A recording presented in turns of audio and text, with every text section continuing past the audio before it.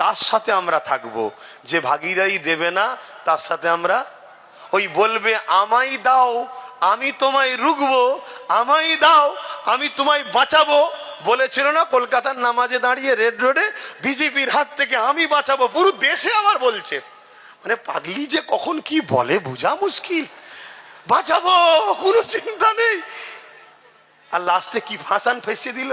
হ্যাঁ হাসুনি, কোন গর্তেই পড়ে আছো বুঝতে পারছো নি, হাসি বেরোচ্ছে তোমাদের মুখ দিয়ে। হ্যাঁ ওই রকম বললে হবে না। বাঁচাতে যদি সত্যিই চাও আসো বন্ধুত্ব করি, একসাথে পার্টনারে লড়াই করব। তোমারও থাকবে অংশ আমারও থাকবে অংশ। তুমি বেশি লাও না, আমাকে 10%ই দাও না। কথা বুঝে আসছে না? ওই চেয়ারের একটা পায়া, ওই চেয়ারের একটা পায়া, এই যে ভাইটা বসে আছে বসুক না, 3টে পায়া ওনার থাক না, একটা আমাদের থাক। উনি যদি বসে বলে দিল্লি যা, বলবো ওঠ পাটা খোল, পড়বে না পড়বে না? হ্যাঁ, তো এই পাওয়ারটার দরকার আছে না নাই? এইটাই আমি বুঝাচ্ছি। আসেন বাপ জানেরা, মায়েরা, বোনেরা, এ নবী পাকের প্রেমিকেরা, চিঙ্গিস খান একটার পর একটা আলেমকে হত্যা করার জন্য হুকুম দিল। প্রথম কাতারে 100 আলেম দাঁড়িয়েছিল, দ্বিতীয় কাতারে 100, তৃতীয় কাতারে 100, মোট 300 আলেমের মধ্যে প্রথম কাতারে আলেমকে হত্যা করার ইজাজত দিয়ে দিল। যখনই জাল্লাদ হত্যা করতে লেগেছে, একটার একটা উলামা ধরতে কল্লাখানা আলাদা হতে লেগেছে। ওই প্রথম কাতারে একজন বয়স্ক উলামা ছিলেন, তিনি দ্বিতীয় কাতারে চলে গেলে। চেঙ্গিস খান দেখলো, কিছু বললো না। দ্বিতীয় কাতারে আগে থেকে 100 ছিল, ইনি যখন প্রথম কাতার থেকে দ্বিতীয় কাতারে এলো, 101 জন হয়ে গেল। প্রথম কাতারে 99 জন শহীদ হয়ে গেল। চেঙ্গিস খান দ্বিতীয় কাতারকে হত্যা করার হুকুম দিয়ে দিল। দ্বিতীয় কাতারে আবার যখন কতল হতে লেগেছে, ওই উলামা, বুজুর্গ উলামাটা, বয়স্ক উলামাটা তৃতীয় কাতারে চলে আসলো। দ্বিতীয় কাতারে 99 জন এমন করে শহীদ হয়ে গেল, হত্যা হয়ে গেল। 100 জন হত্যা হয়ে গেল। এমন করে 3 নম্বর কাতারে ওই উলামাটা গিয়ে চলে এলে। চিঙ্গিস খান গিয়েছে, ওই উলামার সামনে বলতে লেগেছে, এ মুরব্বি এবারে তুমি কোথায় যাবে? প্রথম কাতার থেকে দ্বিতীয় কাতারে চলে এসেছো, দ্বিতীয় কাতার থেকে 3 নম্বর কাতারে চলে এসেছো, এবারে তুমি কোথায় যাবে? কে তোমাকে বাঁচাবে? এবারে তোমাকে মেরে দেওয়া হবে। আল্লাহ পাকের আলেম বান্দা, তিনি কোন রকম ভয় না করে আসমানের দিকে মুখটা তুলে বলছে আল্লাহ রয়েছে। আরো জোরে বলুন সুবহান আল্লাহু আকবার। এ কথা বলতে পারবেন না আপনারা? হ্যাঁ, কিন্তু আপনারা তো এতদিন বলছিলেন বিজেপির হাত থেকে দিদি বাঁচাবে, এই জন্য তো খোদার মার হলো। আল্লাহ সূরা বাকারাতে বলেছে, আমাকে ও আমার হাবিবকে ছেড়ে যার উপরে বিশ্বাস করবে তার দ্বারা আমি আল্লাহ তোমাদের মিটাবো। আজকে হলো না? হলো না? আমাদের তো সেই দিন ভেবে লিয়া দরকার ছিল, যেদিন বলেছিল কোরআন শেষ হবে আমার উন্নতি শেষ হবে না, সেদিন বুঝে লিয়া দরকার ছিল শয়তান আমাদের নয়। কিন্তু সেই দিনের পরেও যখন তুমি আমি তার সাথ দিলাম, তখন তো বুঝে লিয়া দরকার যে আল্লাহ এর হাতে আমাদেরকে মিটাবে, মিটাচ্ছে।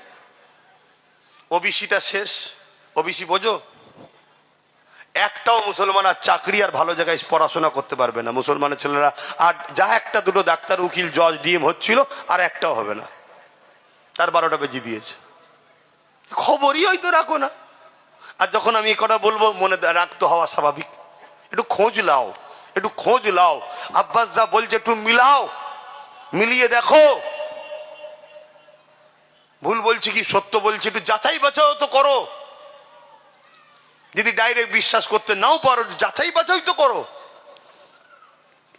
যেই বললেন আল্লাহ আছে, চিঙ্গিস খান রেগে গেছে আল্লাহর নাম শুনে।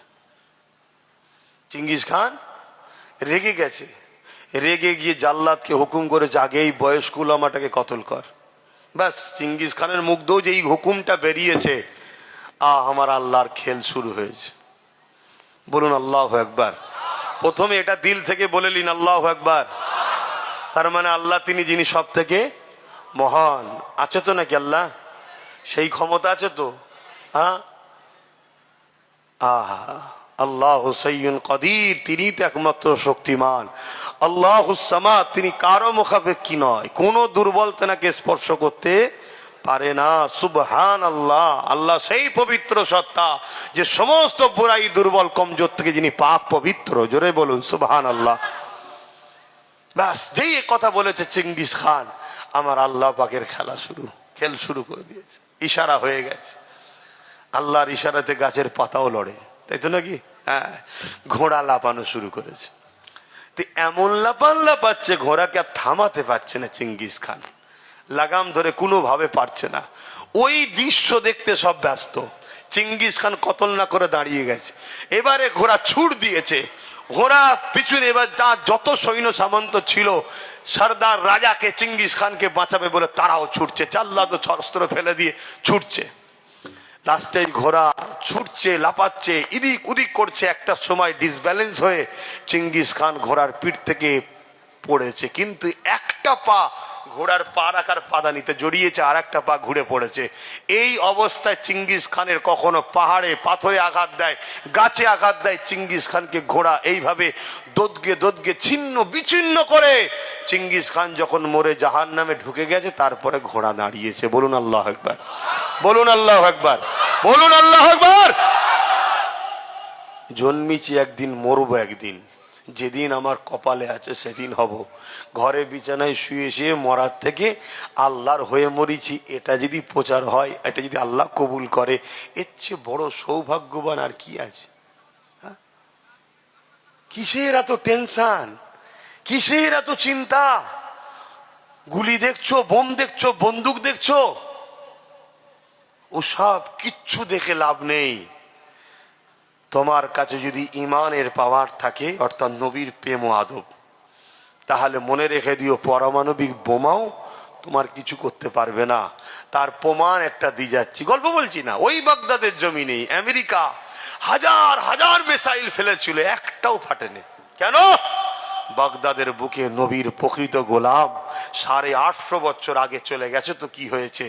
আজও বাগদাদি আছে। বড় পীর আব্দুল কাদের জিলানী আল বাগদাদি আল হাসানি আল হোসাইনি, জোরে বলুন সুবহানাল্লাহ, তিনি রয়েছে। কথা মাথায় ঢুকছে? আল্লাহ দেখুন কি পাওয়ার দিয়েছে। নবীকে ভালোবাসেন, নবীকে পেয়ার করেন। আমি ব্যবসা করব, কারবার করব, রাজনীতি করব, সে তার কি ধর্ম আমি দেখবো না, আমি রাজনীতি করছি। সে জনগণ ও দেশের সেবক হবে, করো, ততক্ষণ পর্যন্ত যতক্ষণ সেনা তোমার দিনের বিরুদ্ধে যাবে। কথা মনে থাকবে। এখানেই কেউ বলেছিল মাদ্রাসায় জঙ্গি তৈরি হয়, আমরা উপযুক্ত তাকে জবাব দিয়েছি, আলহামদুলিল্লাহ, ভালো কথা, ঠিক, এটাই তো দরকার। তবেই তো জালিমরা বুঝবে যে মুসলমানদেরকে ঘর দিউনি, চাকরি দিউনি, জমি দিউনি, টাকা দিউনি, বাড়ি দিউনি, সব দিউনি, ভয় দেখিয়েছো বিজেপি, তাও সব ঠিক আছে। কিন্তু যখন ইসলামের ব্যাপার হবে, তখন মুসলমান ফেরাউন, নমরুদ, আবুজেল, উদবা, সাইবা কাউকে ভয় করেনি। আজকের আমেরিকা হোক আর মোদি হোক, কাউকে ভয় আমরা করিনি। এটা প্রমাণ দেওয়া দরকার আছে না নাই? এটাই তো দরকার। আর যদি না হও, তুমি কোনো জালিমের হাত থেকে তবুও লড়াই করে বাঁচতে পারবে, আল্লাহর আযাব থেকে বাঁচবে কি করে? কথা বুঝে আসছে? অসুবিধা হচ্ছে? ওরে বাবা, অনেক বেজে গেছে, অনেক বেজে গেছে, তো থাক, এই পর্যন্তই থাক না। আমি একটু সালাম দেবো, তারা পরে একটা ছোট্ট কথা বলবো। আমি বলেছি টিএমসি কে ভোট দেওয়া হারাম, শুনেছেন আপনারা? শুনেছেন? আমি কিন্তু ওইটুকু কথা বলিনি, ওর পরে অনেক কথা আছে, ওর আগেও অনেক কথা আছে। মুনাফেকরা কেটেছে। এই পুরো বিষয়টা একটু খুলে বলতে চাইছি, আপনাদের শুনতে অসুবিধা আছে? একটু হাত তুলে বলুন কারা শুনবে। আলহামদুলিল্লাহ। তার আগে একটু নবীকে সালাম দিয়ে লি। ইয়া নবী সালাম